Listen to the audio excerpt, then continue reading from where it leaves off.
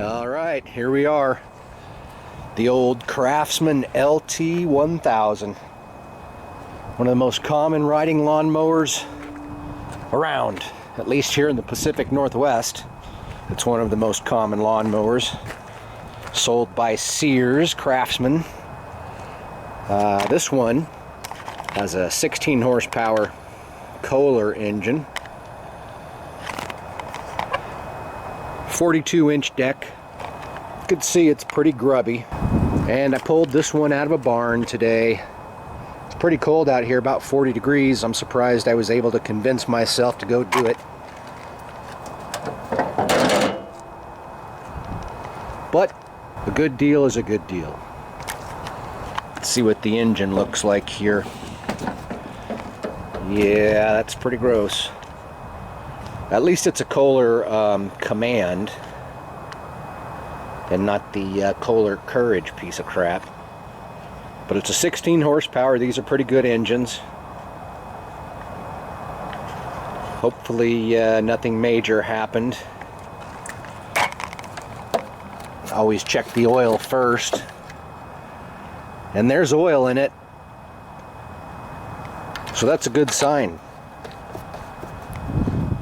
Dang, I think I'm going to have to clean this thing up a little bit before I can start working on it.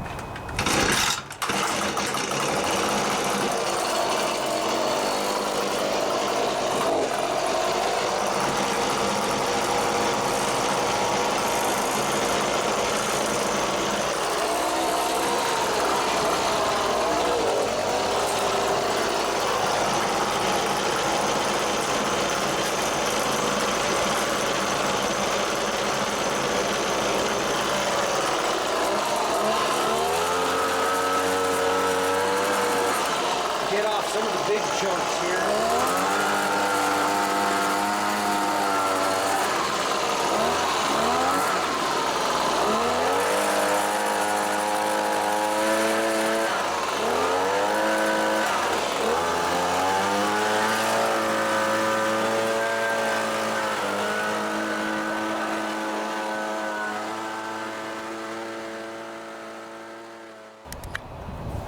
Spray a little soap on here, a little bit of oil eater.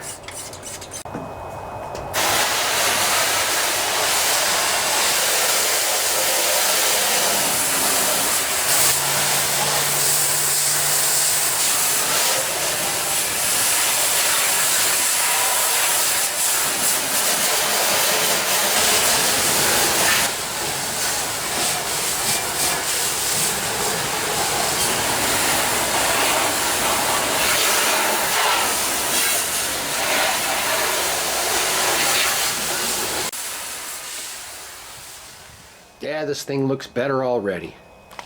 So I'm charging up the battery. The battery's only a couple years old, so hopefully it'll come back to life.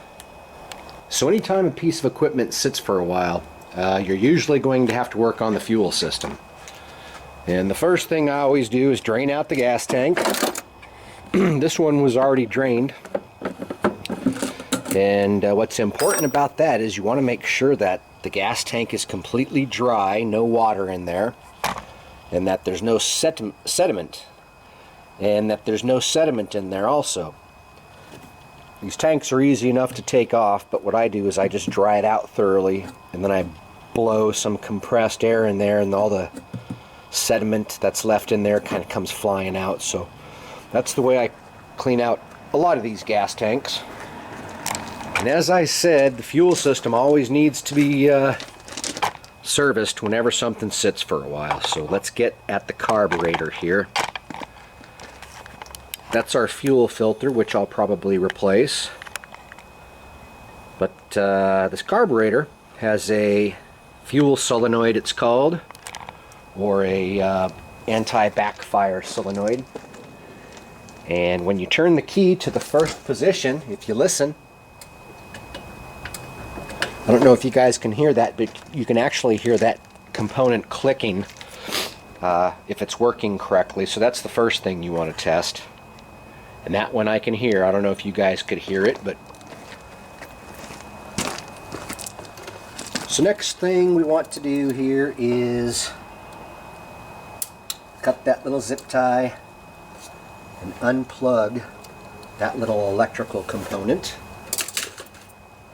And to get these off, what I use just a 1/2-inch wrench that I had to grind on each side to flatten it down to make it nice and skinny, or thin, I should say.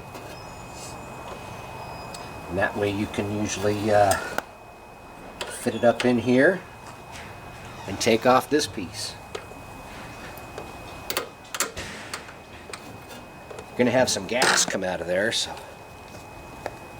it's a good idea to put a rag or something underneath. So you take this little piece off, and there's going to be a gasket up in there. In this case, it remained attached to this component. It didn't rip or anything, so that's good. We can reuse it. And to get the float bowl off, it should just pop off or fall off, but sometimes they get stuck on there. So give a couple of whacks. There we go. Yeah, so you can see in this case the float bowl gasket, that rubber O-ring, stayed on the float bowl. And if you look in there, see if I can get this here for you guys. You can see there is some sediment. The gas stinks. So we want to clean this out and check up in here and make sure that everything looks nice and clean there. If it doesn't, sometimes you have to remove the carburetor and clean everything up that way. But in this case, everything looks pretty clean. So I'm just going to blow some air through here, blow some air through the fuel line, and just make sure everything is dried out and clean. Doesn't have dirty gas in it anymore. So let's disconnect these fuel lines from the fuel filter here.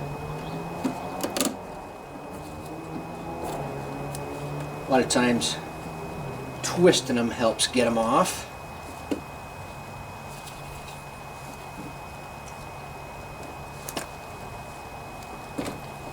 There we go. Drain out any excess that's still in there.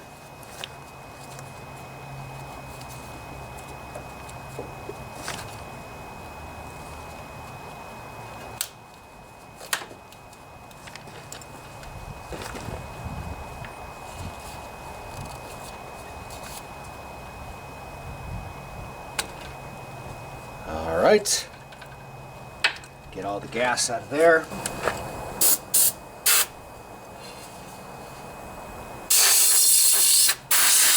Just want to make sure to get out all that old gas.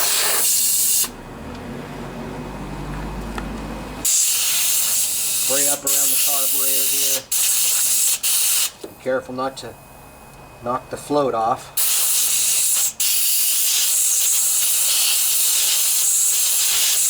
As I said, everything looks pretty clean up in the carburetor, so I'm not going to mess with it.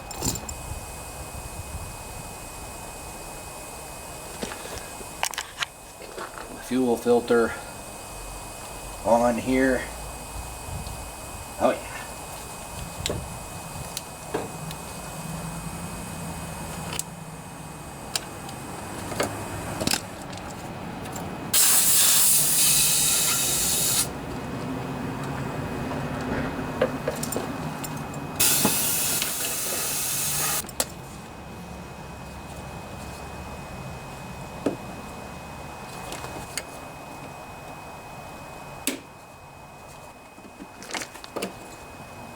Here we go.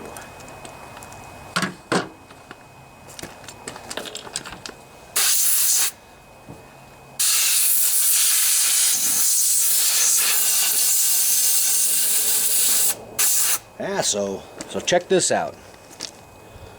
So you can see how slowly that plunger is returning. That's a sign that this thing needs to be cleaned out.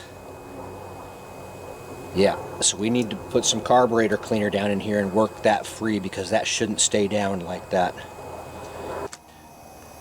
So here's basically what I'm doing. I'm spraying a little bit of carburetor cleaner in there, and then I'm just pushing the plunger down, putting a little more, push it down. Eventually it'll work itself free.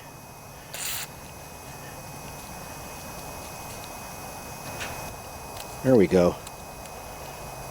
But this little plunger is actually a common problem for why lawnmowers won't start. Time to put this carburetor back together here.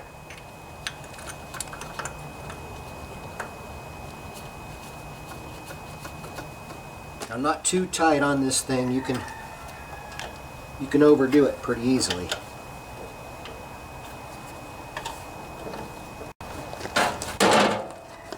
We're good to go. All right, so the battery charged up overnight. I turned it over and the engine turned over, so that was good.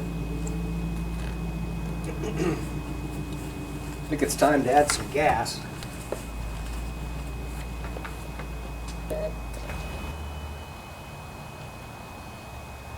That's enough.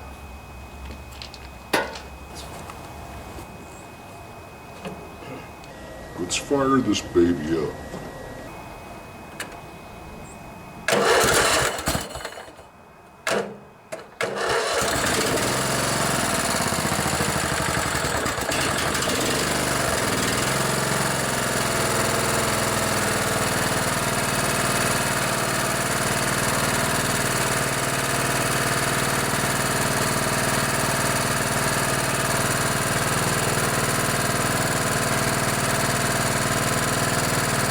Smoking a bit.